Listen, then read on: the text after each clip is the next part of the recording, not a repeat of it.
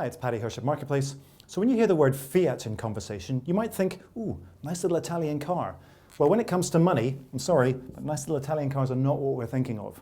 So where does the word fiat come from? Well, back in the day, if you took $1 and walked into a bank a long time ago, you used to be able to get a certain amount of gold for that dollar because a dollar was worth a certain amount of gold. Of course, if you tried that today in the United States, you'd get laughed out of the bank. And the reason is because a dollar is what's, like most currencies, is what's called a fiat currency or fiat money. So what does that word fiat actually mean? Well, it comes from the Latin, let it be done.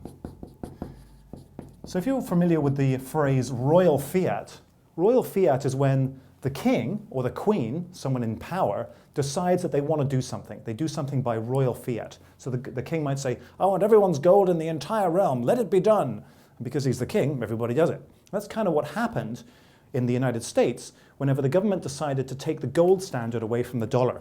So it actually decoupled the value of a dollar from the value of gold. And then the government said, this is worth $1's worth of goods and services backed by the United States government. So it's not really worth the paper that's written on, it's only worth what somebody else is prepared to give you in return for that dollar. That's really all it is. So because it's not backed by gold and silver, this is great news for the government, because the government can now go out and crank out as many of these as it needs to fund a war or to bail out a bank or whatever. It's great news.